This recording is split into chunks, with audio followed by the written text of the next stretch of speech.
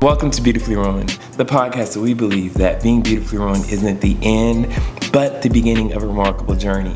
I'm your host, AD Callaghan, and guys, we have made it to episode number 18. When I tell y'all, this has been a journey for me because the past month has been one of the most tumultuous months that I've had in a long time. Different changes, different experiences, things that I would have normally, back in the day, probably lost my mind, would have spiraled out of control.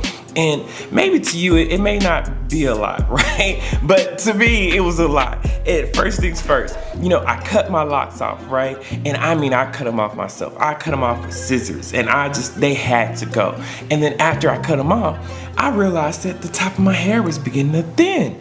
And I'm looking online, like, why is my hair thin? And I know the answer that, my locks, they probably was twisted a little bit too tight. I know that alopecia can happen. But at the same time, I also knew that my toxic ex had pulled some of my locks out. So, some areas where it took a while to grow back were initially bald. And I knew, okay, Adrian, you're not in your early 20s anymore. So it may take longer for your hair to regrow. Or it may not regrow at all. So my thoughts were having me believe that, oh my God, you could possibly go bald, right?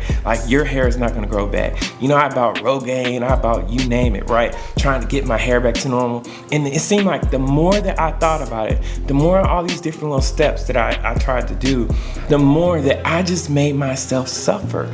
And, I told my barber about it. He put me on to this, it's called Happy Head, right? And I got the topical subscription deal and I started using that, my hair started growing back, right? And then right when I, accomplished that, then the next thing happened. Then, somebody hacked my work computer. So they hacked my work computer. Now I'm looking at everybody like the suspect. I'm like, are these people trying to set me up for failure? I don't know what's going on, right?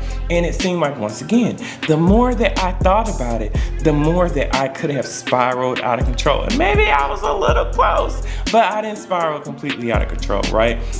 And then it went from that to me trying to have an escape. And I said, I'm going to go enjoy my little nephew's birthday party. I'm going to actually go skating. I'm gonna have fun, right? So I'm going skating, I'm skating. And then next thing I know, I don't know how to stop. I forgot I don't really know how to stop, So next thing I know, I done hit this metal railing, which I don't think they should have. And I hit it with my knees first, and then my shins, right? And then next thing I know, I'm bounced back on the floor like this. I literally fell backwards on the floor. And when I hit that hard cement floor, it wasn't wood floor, y'all. I hit that hard cement floor. I just felt like my life just came out in the form of air or something. I don't know. I just felt like I released it, a part of my soul, y'all. And I wasn't even embarrassed about it falling.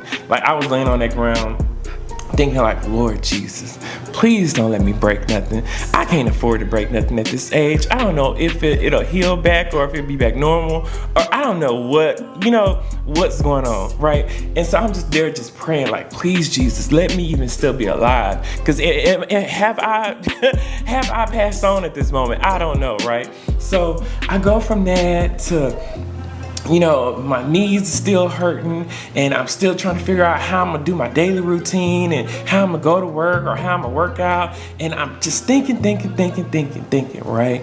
And, Monday come and I end up doing my routine. I'm like, okay, I push through. Yeah, my knees still hurt. Yeah, they feel a little odd, right? But I'm pushing through, I do it. And then, I didn't let my mindset, I didn't let my thoughts, my thinking take over. So I pushed through and I made it through it. And next thing you know, now I feel like I got COVID or something. Something worse than COVID. I don't even know what it is. I had heard people hacking, I heard people coughing and stuff for maybe the couple past weeks, but I'm thinking I'm healthy. I take my vitamins, I'm always eating about 2-3 oranges a day. I'm gonna be good. But I managed to get sick, y'all. And I'm the type of person you do not want to get sick, okay? I'm not one of those people oh, I got a little sniffle. No, I'm the most irritable person when I'm sick. And I'm looking at everybody you the reason I got sick. Now I'm mad at you. Maybe not entirely, but I just don't want to be around anybody sick at that point because I'm trying to heal. I don't want to continue making myself sicker and sicker, right? So I managed to get through that. And then I realized that, oh my God, Adrian, and maybe you even realize this, right?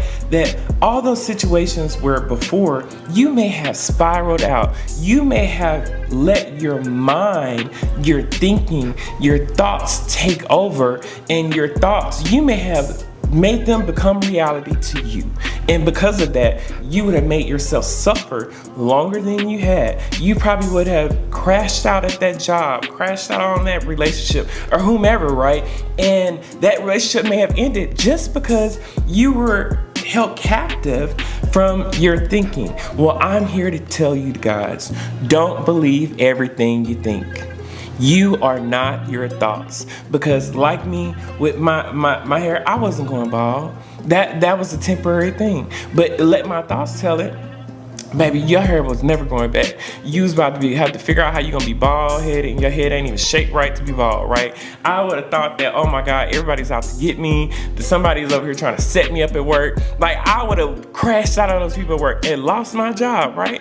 Or, me being sick, I would have crashed out in there. Like, I realized that because I turned my thinking off, I no longer let my thoughts take control.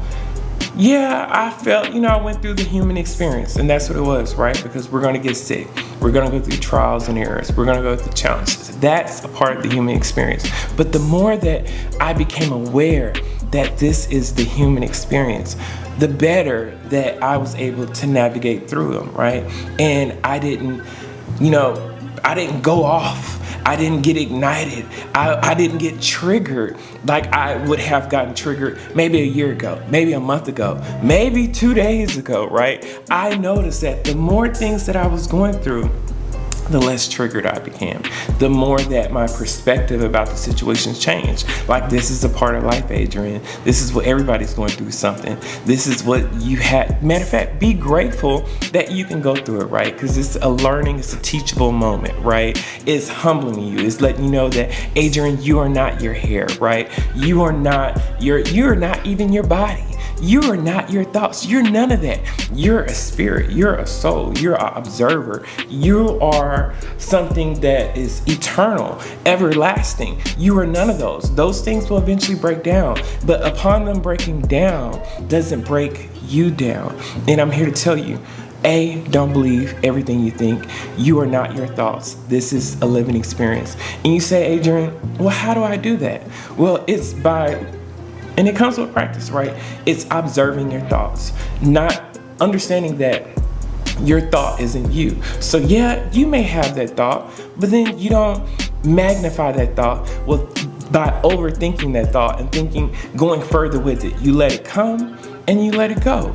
And the more thoughts that you encounter, the more that you have, you let them come and you let them go. And you come from an observer state of mind, right?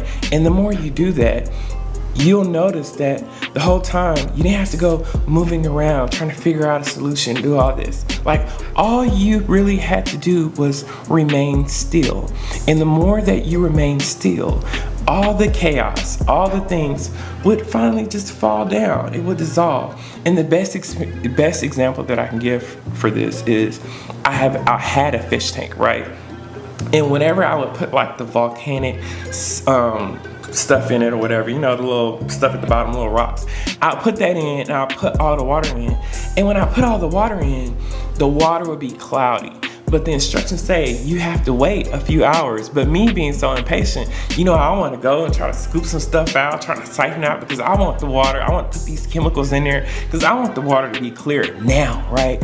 But the reality of it is, all I had to do was just let things settle. And if I let things settle, then the water would no longer be cloudy. It would no longer be all filled up and murky. It will become clear. And that's the same thing with our minds. You let your thoughts come and you let them go.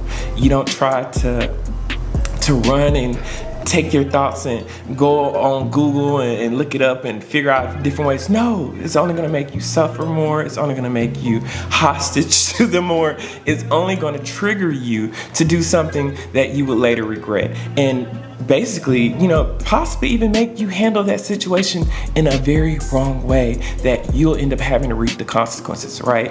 And when I realized that if I managed to do that with life situations, life challenges, problems, even thoughts, right?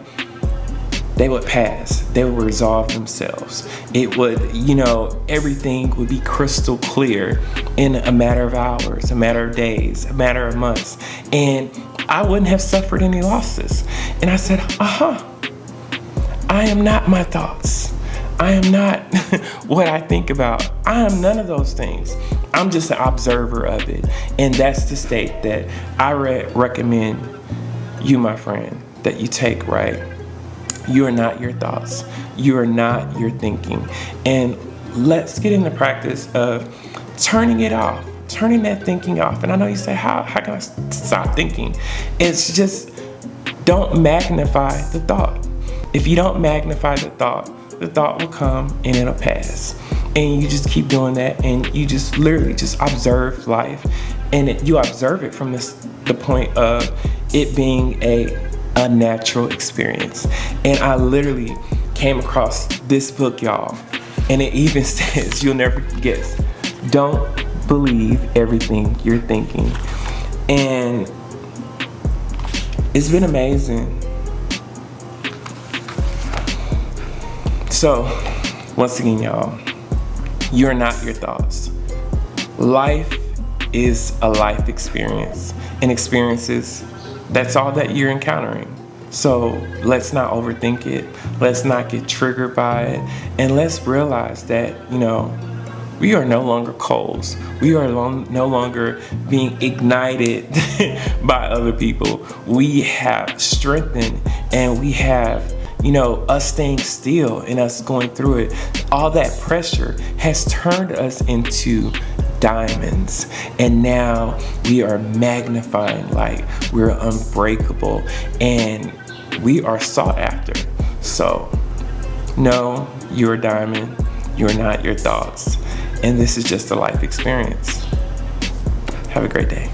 Thank you. Love y'all.